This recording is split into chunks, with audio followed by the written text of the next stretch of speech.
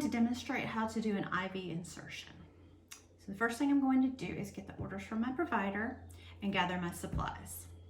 I'm going to make sure that I'm following any infection control guidelines, such as wearing a mask for COVID. And I'm going to also follow standard precautions, such as washing my hands.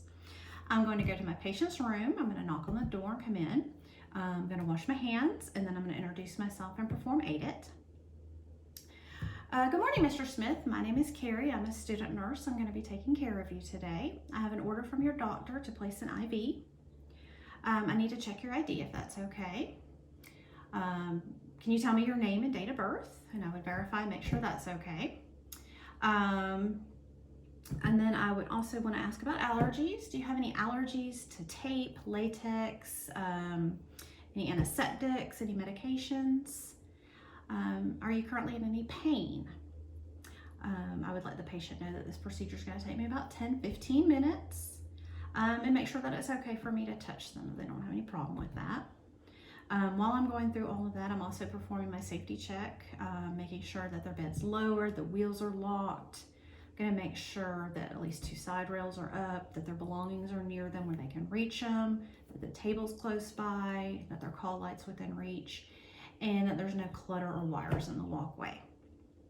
At this point, I would either remove side rails or raise the bed if I needed to, and I would wash my hands. Again, I would make sure my patient's comfortable sitting where I can get to them easily. Mr. Smith, do you have a preference of which arm I use for your IV? If they didn't have a preference, I would want to use their non-dominant arm. If they did have a preference, I would try and use that one first. I would uncover their arm, make sure I could get to it, place a bed liner underneath it to protect the bed linens, and then I would place it in a dependent position. And I'm going to assess their arm. I'm looking for a long, straight vein, preferably not in a joint, and their non-dominant arm if that's a possibility. Okay, Mr. Smith, so I think I see one. So I'm going to need to put a tourniquet on to help me assess the vein better. It's going to be a little bit tight, okay? So I'm going to get my tourniquet. This is my lovely stand-in arm for today, so I can demonstrate my technique. So I would apply the tourniquet, and it goes on there just like that. And I'd make sure these stay out of the way so that they're not in the area that I'm going to do the venipuncture. I would then palpate, and I'm feeling for a rebound, which is a bouncy feeling. If my patient were hairy, I would shave them according to my policies. If my patient was elderly or had very sensitive skin that tore easily, I could either not use a tourniquet, I could use a blood pressure cuff, or I could put a cloth underneath their tourniquet that would protect their skin. So like I said, I'm not going to palpate the vein, and I'm feeling for rebound, which is a bouncy feeling. If I didn't feel that, I could rub the vein, trying to get it to dilate a little bit more. I could have my patient squeeze and unclench their hand a couple times to see if that helped. If that didn't work, the next thing I could do would be to undo my tourniquet and apply a warm, moist towel or cloth for 10 to 15 minutes to see if that helped, and then try again. But in this case, I feel a great vein. I've got good rebound. Mr. Smith, I'm going to undo your tourniquet and get my supplies together. So just rest for a minute and I'll be right back. So I am going to gather my supplies, and that would include my extension tubing, the rest of my IV starter kit, which has my tape, my Tegaderm, some 2x2s, and my antiseptic wipe, my flush kit, my gloves, and my catheter, my IV catheter, and I would base the gauge on the solution that I'm going to be infusing. So I'm going to get everything open. So I'm going to wash my hands, get all my stuff opened up. That would still be on there. The first thing I want to do is I want to flush my extension tubing. So I'm going to get my flush, open that up, and that So all I want to do is push enough through just to get the air out of the line, and I'll see the solution come out, which I did. So we know all the air's out of the line. So I'm just going to set that to the side, and I'll use that in just a few minutes. I've got everything else ready, and then I'm going to switch to this to do my actual insertion. So I'm going to come back to my patient. I'm going to put my gloves on. Okay, Mr. Smith, I'm ready. I'm going to put my tourniquet back on. And we're going to do that just like we did a second ago, making sure to stay out of the way of the venipuncture site, which would be down this way.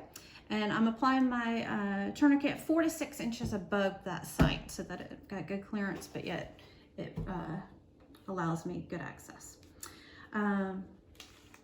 So I would have put my gloves on, and now I'm going to take my antiseptic, and starting in the center, I'm going to wipe in a circular motion to the outside. Put that over here. Okay, so my antiseptic's dry now, so I've got my catheter. I'm going to take the cap off. My non-dominant hand, I'm going to pull my skin taut. I'm going to take my catheter, and at a 15 to 30 degree angle, I'm going to go into the skin and then into the vein, and I'm looking for flashback, and I'll see that as blood in the lumen. And I see that, so I know I've gone in far enough. I'm going to go parallel to my skin now, and then I'm going to advance it about another 1/4 of an inch. I'm going to do that. Then I am going to push my hub down to my insertion site. Sorry, I know that was a little messy, a little hard on these skin pads. And I'm going to assess for hematoma.